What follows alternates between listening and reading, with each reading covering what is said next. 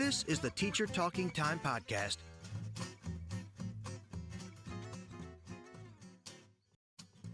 All right. Well, welcome to another episode of the Teacher Talking Time podcast. Happy to welcome Nicola Prentis to the show today, aka the Chilled Investor. Nicola, welcome to the show. Hi, thank you for having me. Absolutely.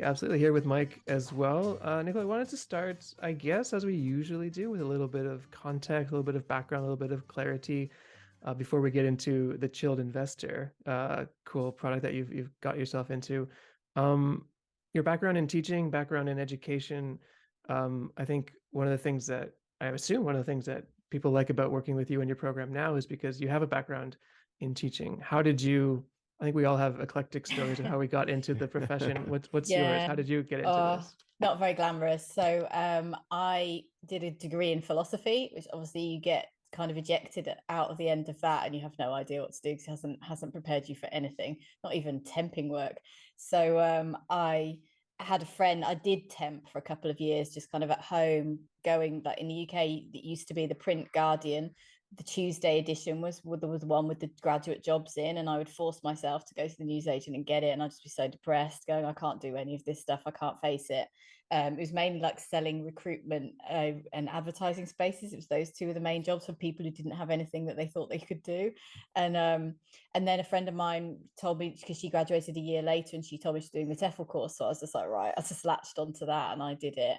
And then of course you fall in love with it, don't you? So I loved the TEFL course. It was really hard, much harder than my degree, I thought. And then I just off I went, and I didn't stop. I just kept going. Like, you know, I'd go to one place and I'd already be kind of planning where I was going to go after that. So I just kept bouncing.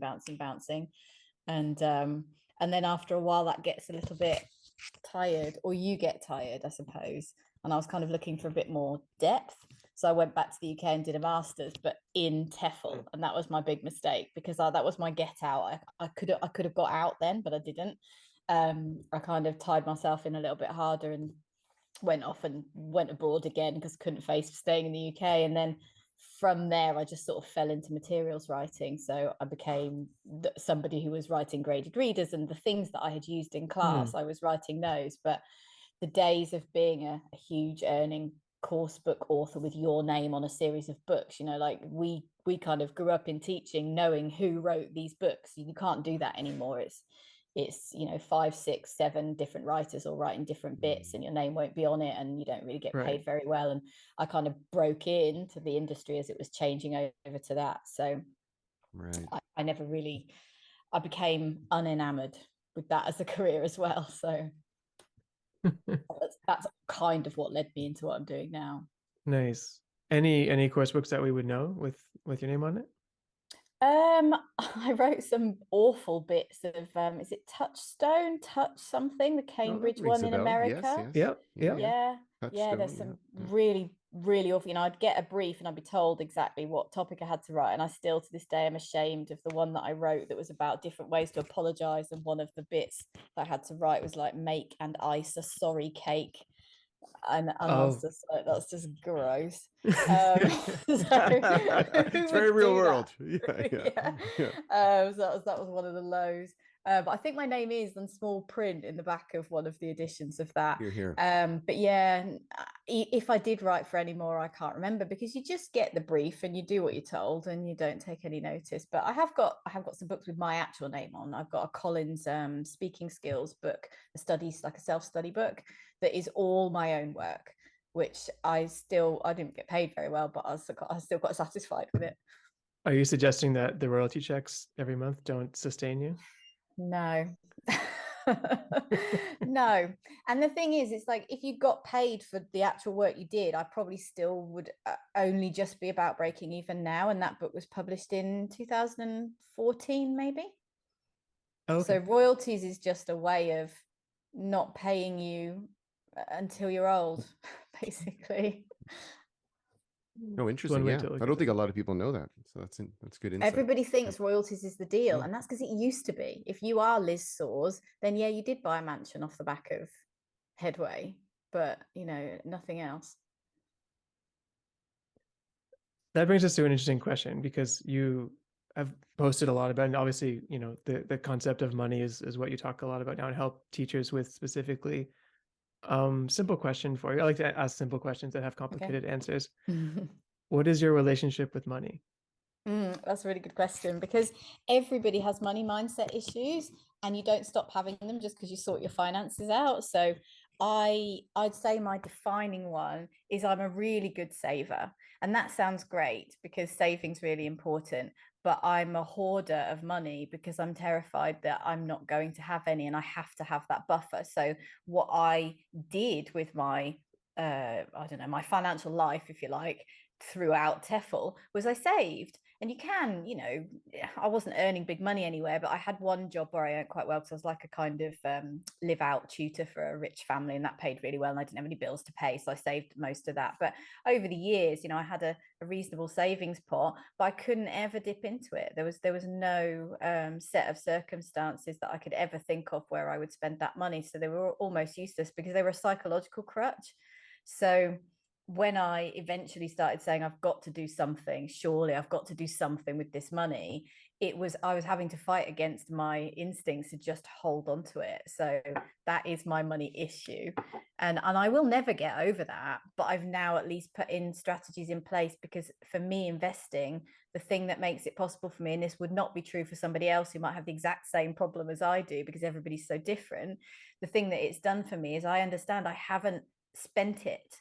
So it's still within my remit, or whatever you want to call it. It's still under my control, but it's somewhere else, and that's okay for me because I haven't spent it. But it's funny because I'm doing a savings challenge. I have a 52-week savings challenge that I get people to. It's just a free thing that people can sign up for from my website, and then they can join in the challenge. And it's 52 weeks, but you can start it whenever. So I'm on about week 18, and I find it really easy. All I have to do is save money. But at the end of the challenge, you end up with 1,378 euros or dollars or whatever it is that you've been saving up.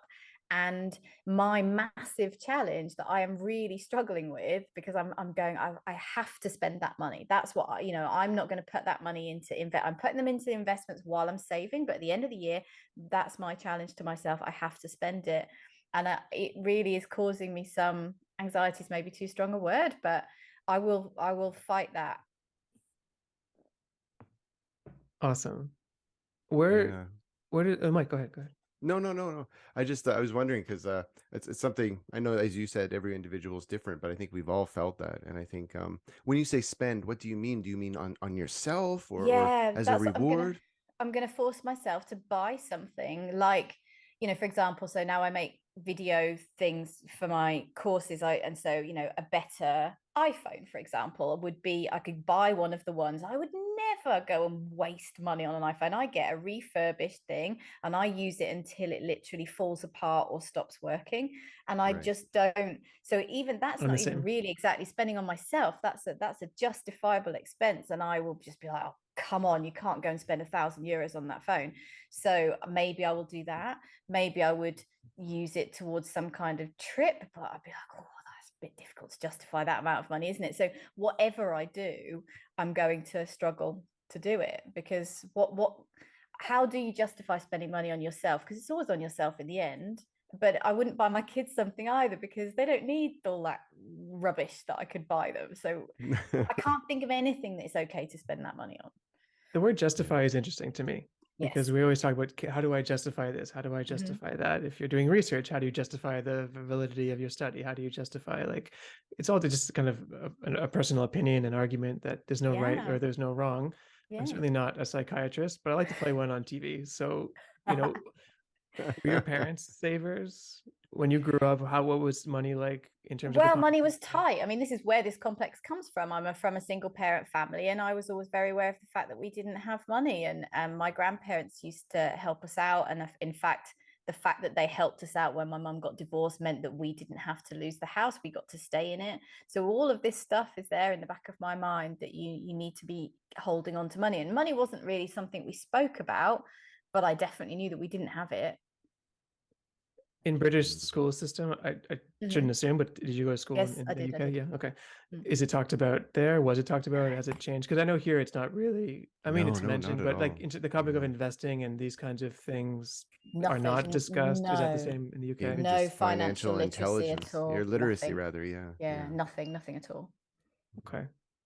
Hmm. And in the context of teachers, which is what we talk about, what you talk about, I mean, I think it's a bigger conversation, certainly coming from just people, relationship with investment. But we certainly, you've noticed, we noticed, lots of people noticed that teachers, not to generalize, but certainly have, you know, the conversation about money can be one that we're generally uncomfortable with or resistant to having Yeah.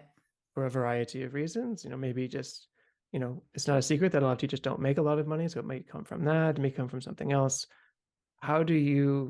Let's start with yourself. How did you make that transition to, you mentioned bouncing around earlier I think that's very common in our industry for Absolutely. precarity and many other reasons. But in your bouncing around, how did you encourage yourself to say, hey, even though it might be a little uncomfortable for me, this is something that I need to kind of resonate and dive into? How did you come to that? I did ignore it for a long time, and my sister, she's 2 years younger than me, but she's taken a completely different and much more sensible path. She's married and she's had her children in the right order, and she has always had a proper job with a pension, but she's very trapped by that pension. Actually, she hates her job. I hope nobody who's ever working in is listening. No one listens to the show. It's okay. Yeah. We have no listeners. It's okay. She hates her job, but she wouldn't leave because of the pension, and so it is a trap in the other direction as well. But she was all, she just kind of ramped up the thing of saying to me, like, have you got a pension? No, full well that I didn't, but she was kind of nagging me. And for some reason, I started to be like, right, I am going to do something about this. I think it might have been because, I'm a single parent now. It was probably following the sort of introduction to single parenthood that I was like, I've got to do something here. So I couldn't buy myself any security by buying a house, which is the normal thing for people, isn't it? And so that was always a big no, because my savings weren't enough to do that with. And I think I would have resisted it, actually, because if I'd bought a house, that money, I would have felt it had gone. Right. I couldn't have done it anyway. So the process of starting to go, what can I do with my money? And asking people who I thought would know better than me, not understanding their answers, because this is the hard part about it. You don't know what questions to ask. You don't understand the answers when you get them. So you have to be quite determined. And I am the sort of person who, like, once I start trying to find out about something, I keep going. So it was just that. And then first thing I did was sorted out my national insurance contributions in the UK, which is like when we pay into the public system, which is what makes your state pension. And I knew already that you could top them up and you could make them up if you got partial years and stuff. So I took care of that first. And then the next thing was just asking somebody what to do and reading around and listening to podcasts and just starting to open accounts and slowly starting to understand, okay, there are options here. But I probably only really fully understood all of it once I wrote my course, because you have to be able to explain something really well. You have to know it in a lot more detail than you have to know in order to just do it. So what might go No, and I don't want to jump ahead, but I totally empathize with you. And I know a lot of teachers, especially in Asia, who kind of, as you suggested, maybe just avoid it because they don't know anything about it, or they just generally, because they live this transient lifestyle where they're in one country for part of their lives and then they move to another and so on. And as you suggested, they might not decide to buy a house or might not be able to buy a house depending on where they are. Might feel like they've perhaps left that opportunity back in their home country behind because they've been outside of it for a while. And I think, I think it's a really telling problem. And I think it generates a lot of angst, like internally, for a lot of teachers. And then that just becomes a reason to ignore it even more, because now you've ignored it for whatever reason, all of the things you've just said, but now because you've been ignoring it, it's going to stress you out a lot more. So now you've definitely got to ignore it. That's right.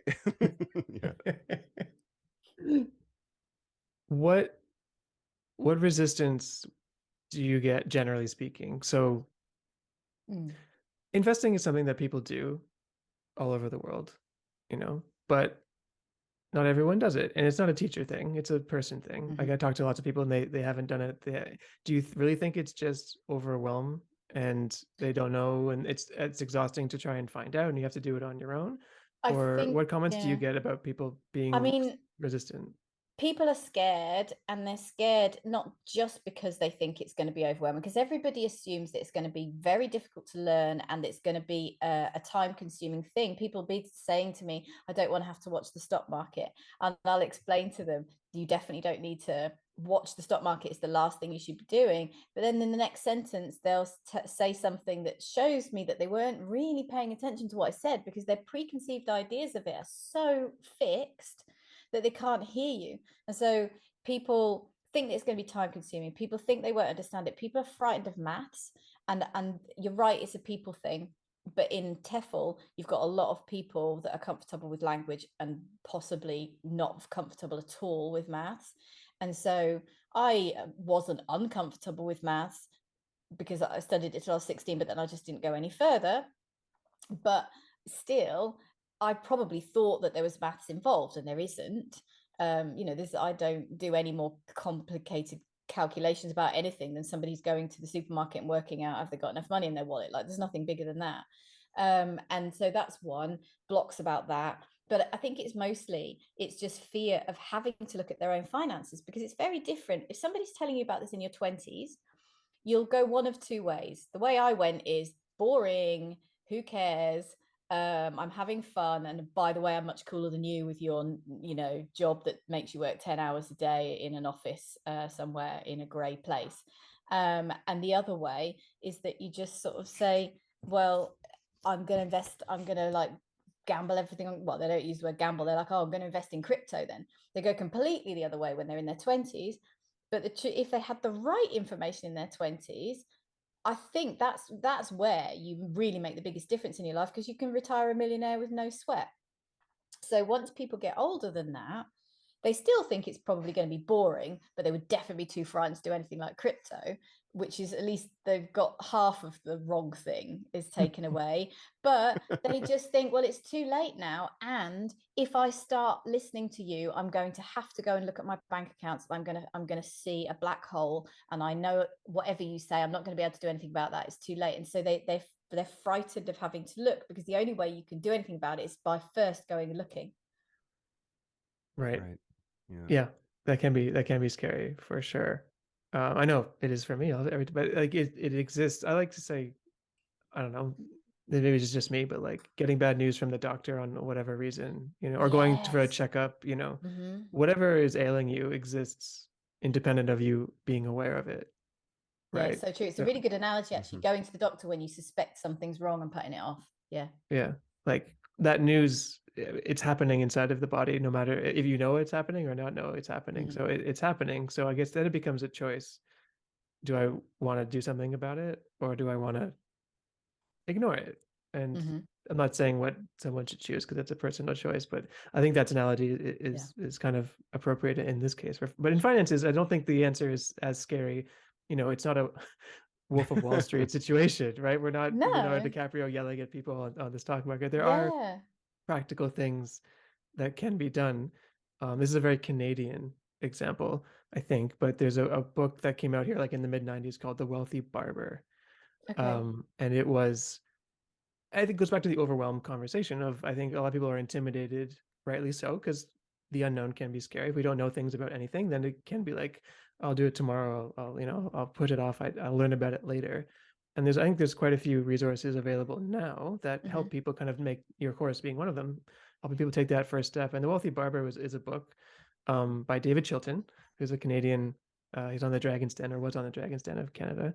He became very wealthy, ironically, from The Wealthy Barber book, and basically gives digestible micro investing tips to people. And the first tip is just take 10%, making part of your salary, first of all, having a budget, number one, and within the budget, having an expense line that is 10% of what you make that goes investing. So inverting what I think this happens, maybe you've seen this, what most people do is going through their expenses, and then I'll invest whatever is left. And Yeah. usually it's Mm. zero versus I take 10% right off the top immediately, and then as a monthly expense. Is that what you would recommend as well? Yeah, there's a Warren Buffett quote that I will get the wrong way around if I say it now, but it's basically that, don't save what's left after spending, spend what's left after saving. And it really is talking about investing when he says saving there.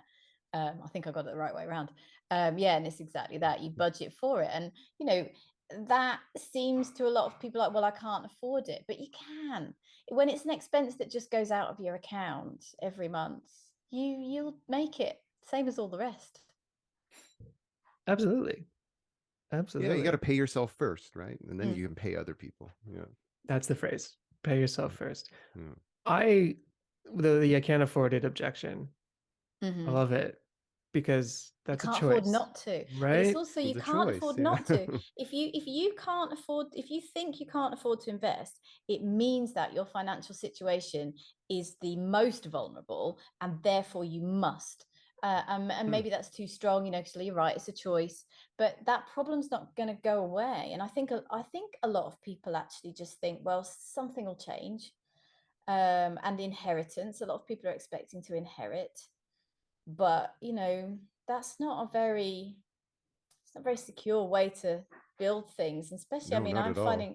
I'm A finding bit now, gloomy like, to look at it that way too. yeah, it's gloomy, but and also it might not happen. My mum, again, she won't listen to this, but she's quite likely to spend what she's got on care. So it's not, just because there is money there now, I don't think there'll be any left. So if that was my plan, it wouldn't be a very good one. And then, if you go, okay, inheritance, I'm sure I'm going to get some inheritance, but you don't learn anything about investing, your children will have nothing to inherit. So you're just going to pass it further down the line. And well, if you've got children, that should be a consideration, really. It's like, how am I going to change this for them? Sure.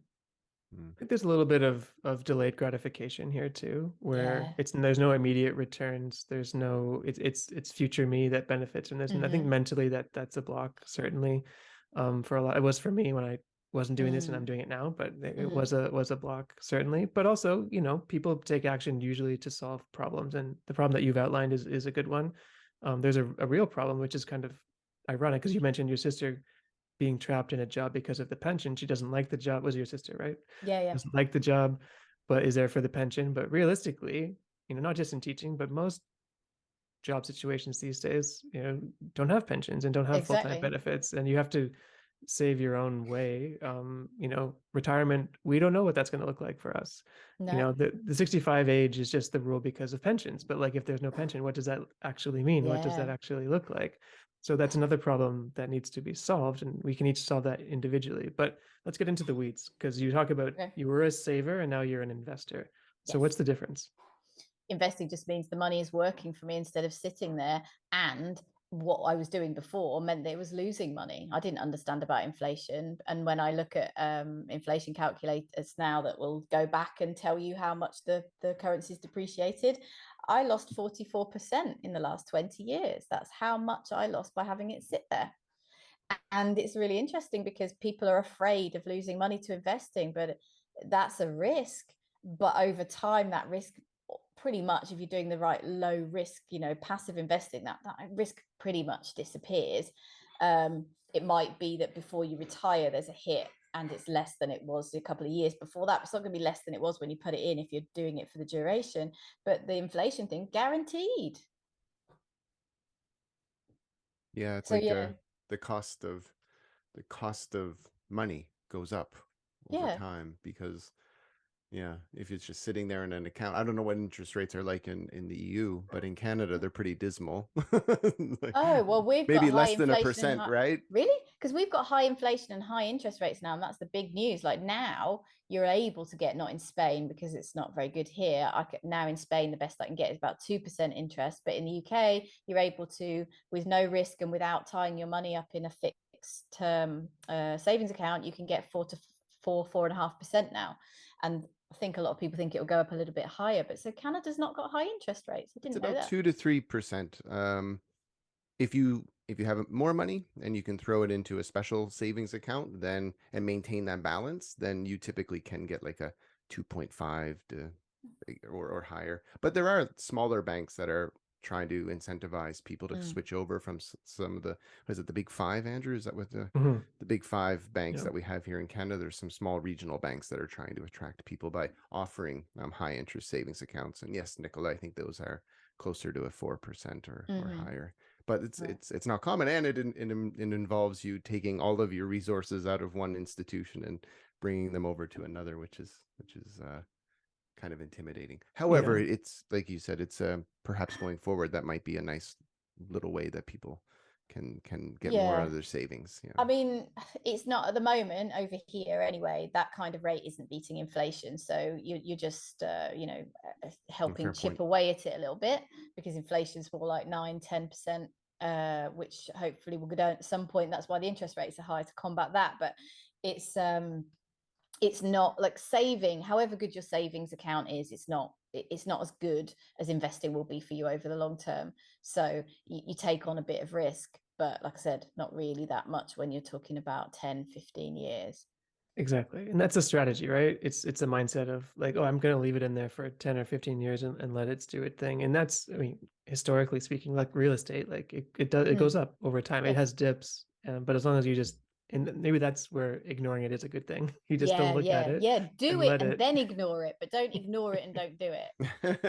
That's right. Exactly. That's right. So when you say investing, then how is that different from, say, putting it into a high interest savings account? Like what sort of things would you be looking at there?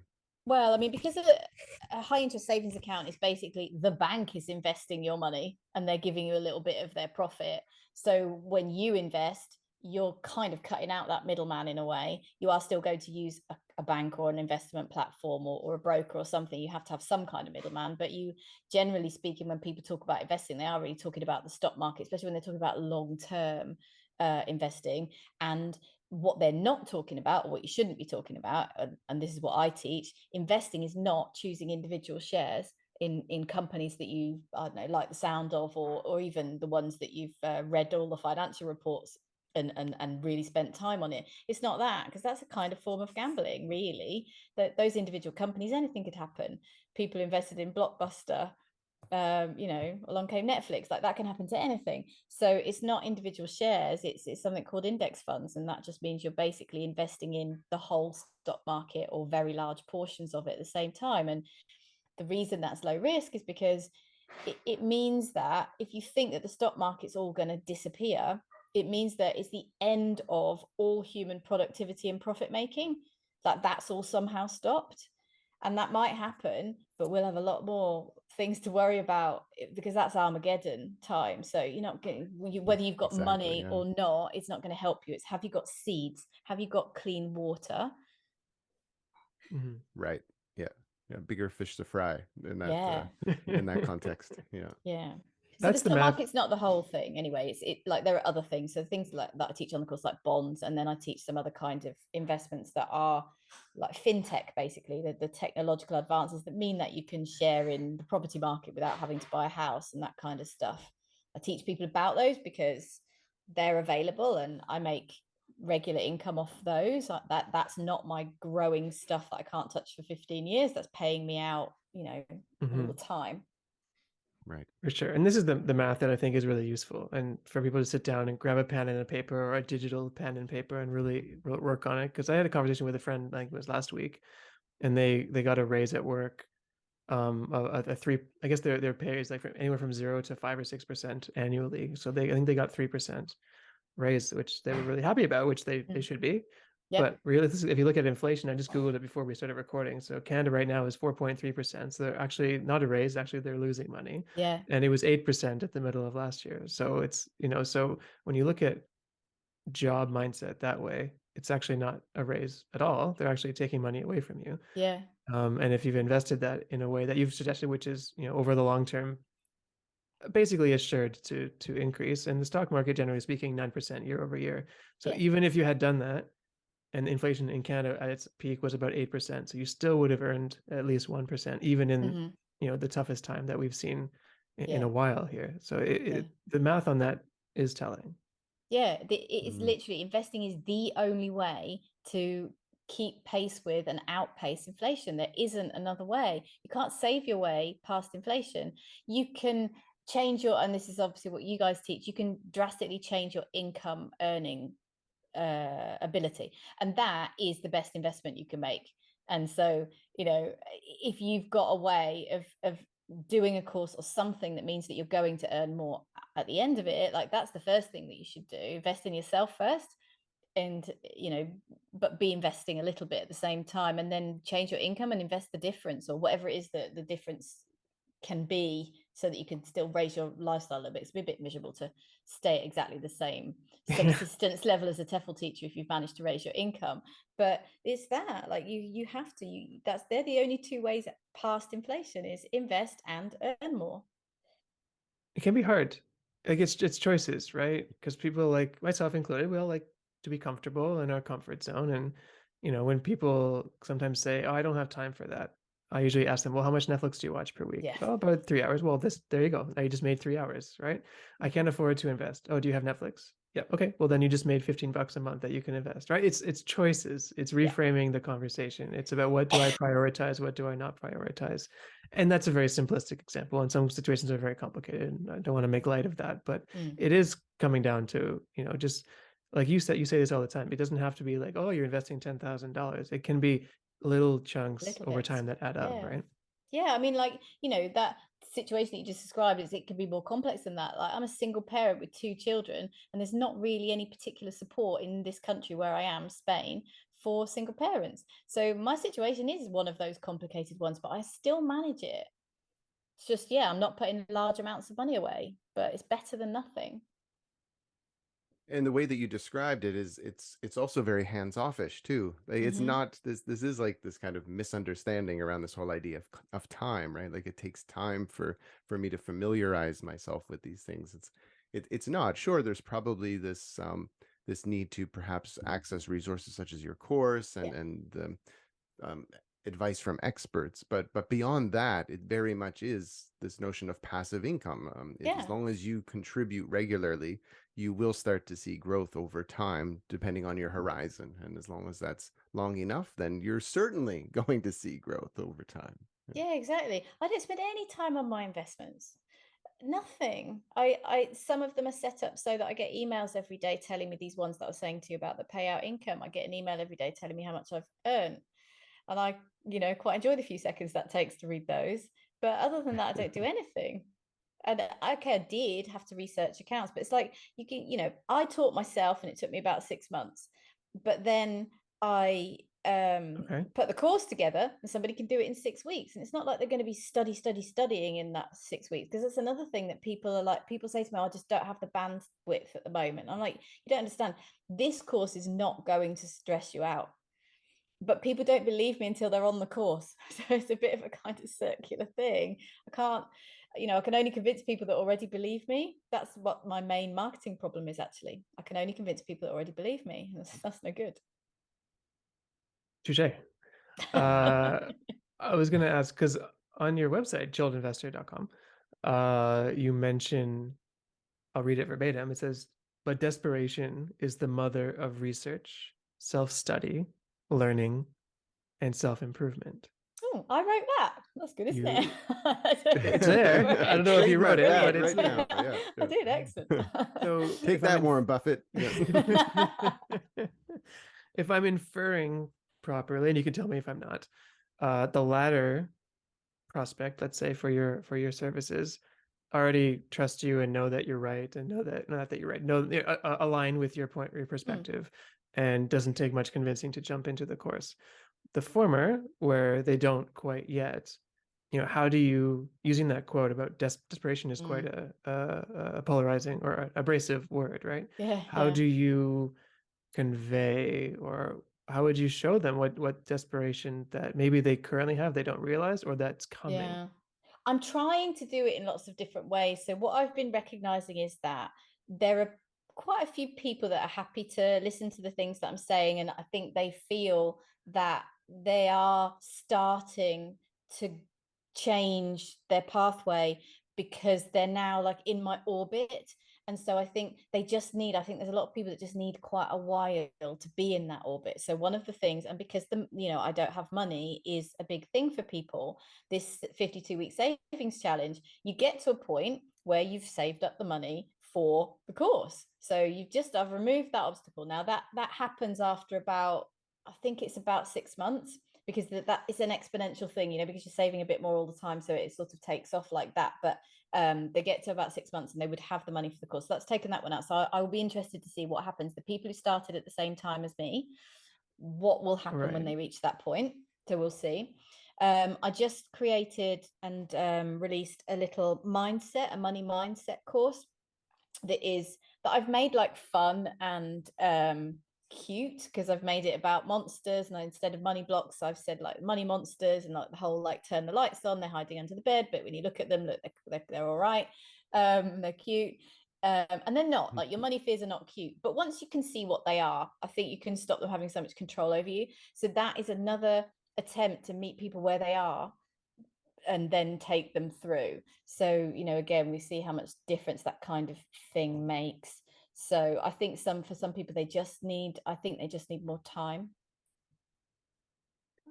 Times have changed, probably. I remember when my grandmother passed away years and years and years ago, we found like thousands of dollars in cash under her mattress. Wow. In her bed. Yeah. Not in her freezer? That must be a Nova Scotian thing. Yeah, in the freezer. Yeah, okay. And part of us were like, oh my God, shopping. And then 90% of us were like, oh my God, how much money did you lose by keeping it under your mattress for God knows how long? Can you imagine if there was a fire? This is just the terrifying thing about having cash. But maybe that's a generational pattern. With antitrust of banks and all these kinds of things, right? Is it a case now, Nicola, that what you're seeing, teachers want to do this? They don't want to keep it under their mattress. They just don't know exactly how, or they need a strategy. Yeah, they definitely don't know what to do. And I think because of not knowing what to do, for a certain type of person, that will stop you saving in the first place. Because just like, I don't have a destination for this. I know I can't save any significant amount of money, so I might as well just spend it, live pay packet to pay packet, because they don't know. And I think when you at least show people what the pathway is, like you keep saying, there are choices they can make, because you can't choose something that you didn't know was there.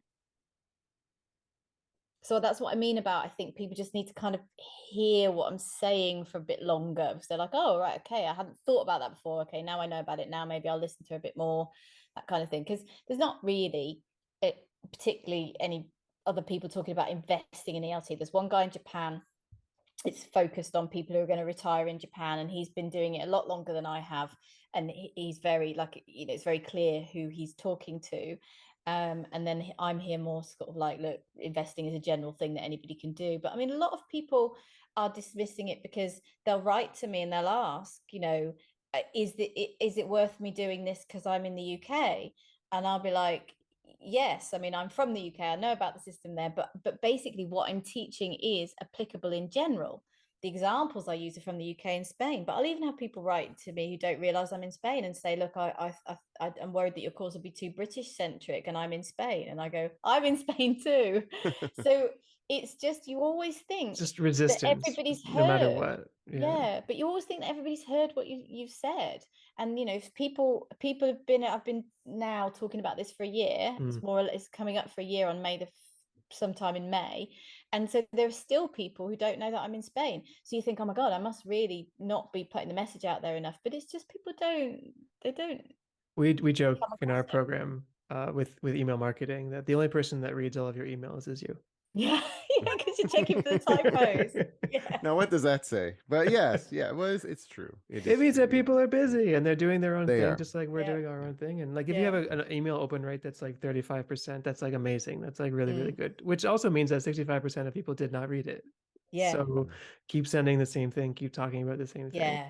And repurpose your stuff. Yeah, exactly. Because I so far have not repurposed any newsletters or LinkedIn posts, but I'm going to start now, and I can do that with quite a lot of confidence, because my open rates are really good. They're 50% and above usually, but that, like you say, that's half the people that are not reading it, and I suppose it's the same half.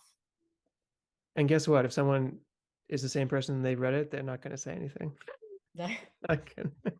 It's unlikely anyway. Yeah.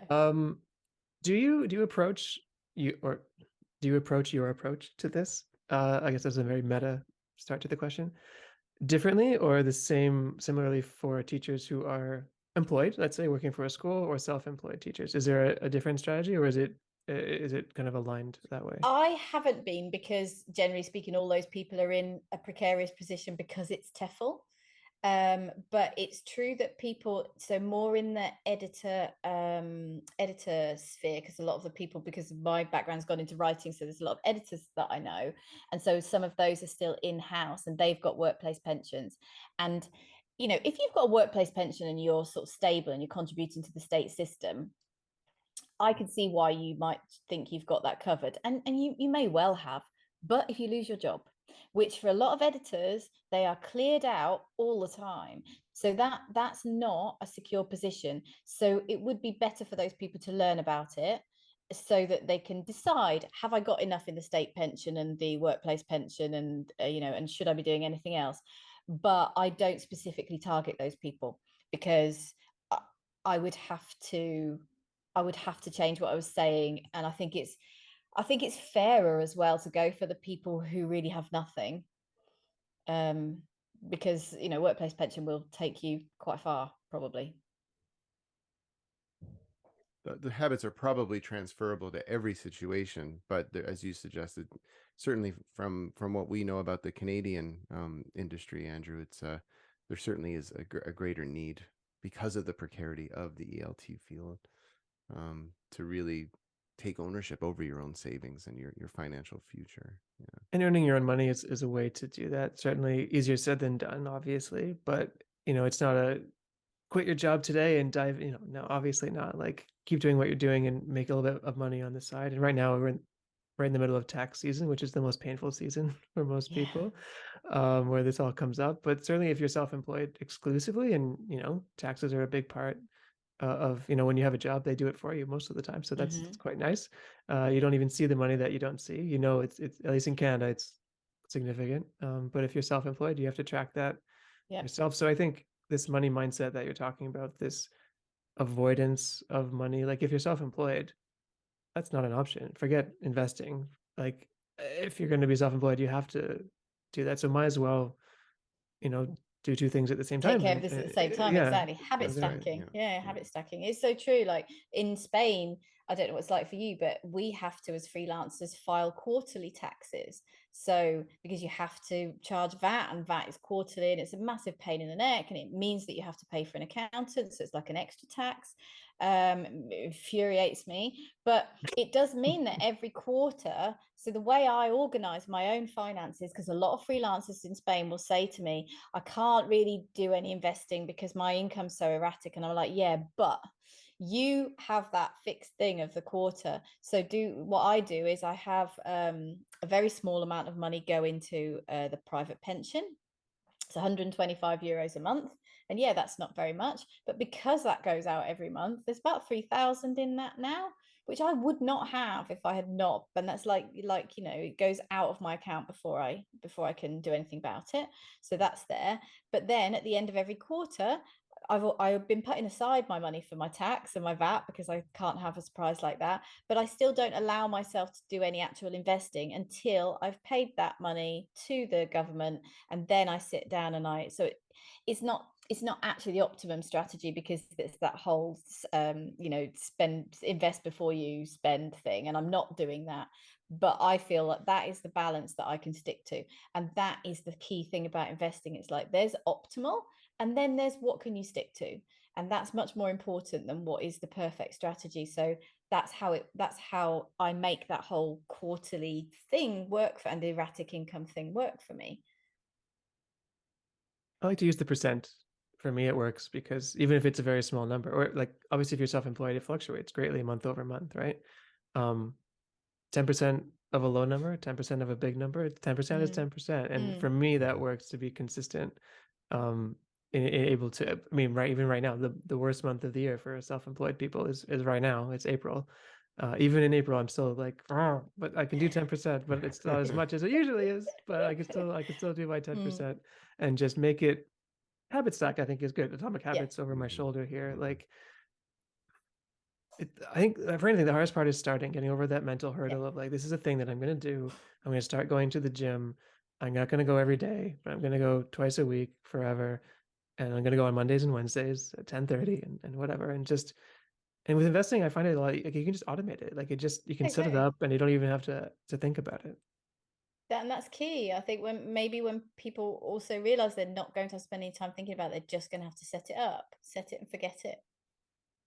Ooh, I didn't make that one up though. I didn't make that one up. All right. With that in mind, before we get you out of here, I think for everyone who's listening, except your sister, who and my mum, and your mom, who's thinking, yeah, this all sounds good. Other than signing up for your course, what is like Leo taught me this actually. When Mike and Leo, I think, are both part of the 5 a.m. club, which I'm not a member of. But he said if I ever wanted to join, this is what you do when the alarm goes off and you don't want to get up. You just do 3, 2, 1, and you just get up. And I did it a few times, and it works. It worked for me. It was very good. So if people are listening to this and they say, this all sounds great, this all sounds fantastic, but what's your version of the 3, 2, 1, just get up and just do it? I hope you're going to edit out my pause because I've got to think of the answer. That's a really good question because I've never heard that philosophy or approach before. So the 3, 2, 1, just do it thing. I think it's get a private pension. I think if you're going to do anything, that should be the thing. But it would be better if you understand. There's quite a bit to understand before you can open a pension. So I think, unfortunately, with investing, there is no real just do it because you don't know what it is. So how could you? So that's the closest I can get. But I do think you need to learn a little bit first. Nice. Fair enough. Yeah. 3, 2, 1. Where can people go to join the Chilled Investor course? Yeah, I mean that's really a better 3, 2, 1 because it takes all the pain. It just takes the pain out of it, and it takes the time, and it takes I'm going to wade through a load of rubbish here, and probably get scammed on the way. So my course does. So it's, the website is chilledinvestor.com because that's the philosophy. Like you're not going to be stressed out by this, not when you're doing the course, not afterwards. Never again. But the course lasts 6 weeks, and because I recorded it all now and instead of delivering it live, the input sessions are so much shorter when they're on video. So you're talking about half an hour of video and half an hour to 45 minutes of homework a week, and then there's a couple of extra sessions that fit around that 6 weeks, so it's really not time consuming. And then at the end of that 6 weeks, you do have to go away and do your research. But I have a Facebook group that I funnel people into when they finish the course, because you find there's other people who've already gone and looked up you're coming later, you stand on the shoulders of giants type of thing. And, people have done the work of the research for you if they're in your country. So that's easier. And that course will next run. It'll probably start May the 22nd. And I think if people come and sort of join my newsletter and stuff, they'll be in time to hear about that. But, if you follow me on LinkedIn, you'll hear about it. And I think in the next week or so, I'm going to take deposits from the people that have already said they want to do it. And then, open it up to everybody else. And I'm going to, and I have to plan this still, in May, the week before that course starts, I'm going to run a big challenge, like a fun one, that's basically like finding money. Where can I find some money from? So it's not all down the back of the sofa, but like people who've got pensions they've forgotten about, or people that could chase all sorts of things, or different ways of just finding money. And again, with that aim of like showing people, you found £300 during this week, and the course is only a couple of £100 more than that. So nice. That's the plan. But another one's going to run in May, and then I think it won't be until October because I'm busy for most of the summer, and I think most people probably are too. So next October. So that's quite a gap. And when you start looking at compound interest calculators, and you start looking at, if I wait until October, how much less money am I going to have because I didn't invest for those 4 months? Investing is such an opportunity cost when you're not doing it. This is the same with course design as well, right? The further you put it off, it's just money that's out there, not being earned, right? So, yeah, but especially with investing. Yeah. Anything, I find for me, that's the COVID or the pandemic effect. I find time passes so quickly. Years just seem to like, just months are passing, weeks are going by. Working online, I find days blend together and I'm like, oh my God, that was 2 weeks. What happened? And so like, if so cliche, but like if something that you want to do, I think you should do it. And, there's no sense in delaying it. Yeah, and the thing with investing that I say to people all the time is nobody ever learns about investing and goes, oh, I wish I'd waited longer to learn about that. Everybody says, I wish I'd started this years ago. I wish I'd known about this years ago. Me too. I would, that house that I couldn't buy, probably would have been able to had I invested the money that I had been saving since my 20s. Now, I can't get that time back, but I can make the most of the next 20. The best time to plant a tree? 10 years 20 years ago ago. or 20 years ago or Yeah. whatever. Pick a Yeah. number. Yeah. Yeah. 20 is better than 10, certainly. You can Yeah, have a yeah, bigger yeah. tree. Yeah. But yeah, second best time is today, right? Yeah. Right on. And the hardest part is finding money, but it's not for me. It's, I just canceled my Amazon Prime subscription and there I found it, right? Or Yeah, I exactly. don't buy my whatever Starbucks that I don't need to buy. mochaccino. Oh my God, Yeah. Starbucks. Like, Yeah. forget investing, anything. Like if you want to take that vacation that you think you can't afford, just don't buy your Starbucks for a year and then there's a free vacation. You've paid for it, right? Sorry, Yeah. Starbucks. Yeah. Yeah. Sorry, Starbucks, if you're listening, but like, or whatever, insert thing that you buy Insert. because Yeah, that that's you your don't really need. flip your habit stack, right? Remove that one and add the Yeah. one that benefits future Yeah. you. Yeah, definitely. Because those little sums will really add up over time. There are some really cool apps now where it will round up your, like if you pay for something that's, $1.87, you can tell it to round up to $2 or $5 or whatever you want. You set it and it will funnel those into, savings account. I think some of them are even tied up to investment accounts, but I think the fees are quite high, so maybe don't do that. But there's all sorts of things you can do now to take advantage, and you don't notice those pennies and things. One more Canadian example before we finish. There used to be, I don't know, Mike, do you ever watch this? There used to be a television show like in the early 2000s called Till Debt Do Us Part. Oh yeah. They brought in some old deer to come in and talk to the couples, right? Yeah, it was married And they couples. had to actually eliminate certain things. Actually, it wasn't just couples too. It was like teenage children and whatnot as well, I think. Yeah. Okay. Yeah. And they yeah, would she would come in and the challenge was reorganize their finances because they were in debt, they were overspending, spending beyond their means more than they earned, all these kinds of things.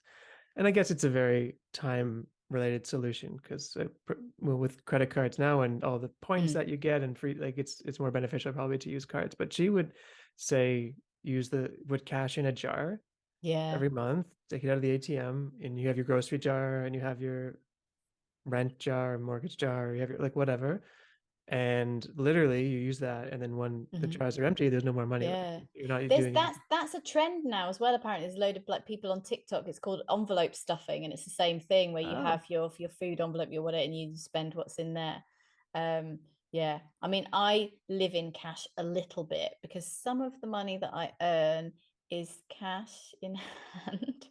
And so you don't say. and it's really hard to spend it because most things in my life have to come out of my bank account. So I'm looking for ways all the time to spend cash. Right. Andrew, just a quick shout out to Gail Vez Oxlade, the host of Till Death Do Us Part. Thank you for your 9 seasons, Gail. Yeah. No, Gail, if you're listening. Good. Yeah. And all those reruns. No, they're good. Yeah. It's quite eye opening, right? When you think about all the ways that you can cut corners and I think money. Yeah, any new habit, there's friction because human nature is to avoid what's uncomfortable. But if you push past that initial discomfort, you'll find strategies, and within strategies we have plans, and within plans we have outcomes, and that's usually what people want. So I think if you think you want to do it, talk to Nicola, number one. But number two, think of a strategy, and usually we find comfort in strategy because that's where the habits lie, and that's where we gain some confidence. Yeah. And the last workshop of my course is strategy planning. I don't just leave people to go off and work it out by themselves, because they do just kind of float away a little bit. The first course, I didn't have that quite locked down, and now I do. There you go. Course iteration. Beautiful. Yes, exactly. Leo's not here, but he always likes to ask this as a final question. So I'll ask you. I hope it's not as hard as the 3, 2, 1 question. No, Let's find. it's a maybe. doozy. If you could have a billboard anywhere in the world for free, so word count doesn't matter, that could say anything, what would it say? So hard. 3, 2, Oh. 1. Yeah, make your money work harder than you are. Nice. I like that. That's very good. It's a mic drop moment. Yeah. All right, Nicola Prentis, the Chilled Investor. Check out the course and all the info on what she's doing, chilledinvestor.com. Link is in the show notes below, in the description, and everywhere where you're listening to this, Spotify, Apple, on our website, wherever the case may be, or maybe on YouTube if you're watching the video version. Nicola, thank you so much for joining us. Thank you. Thanks, Nicola.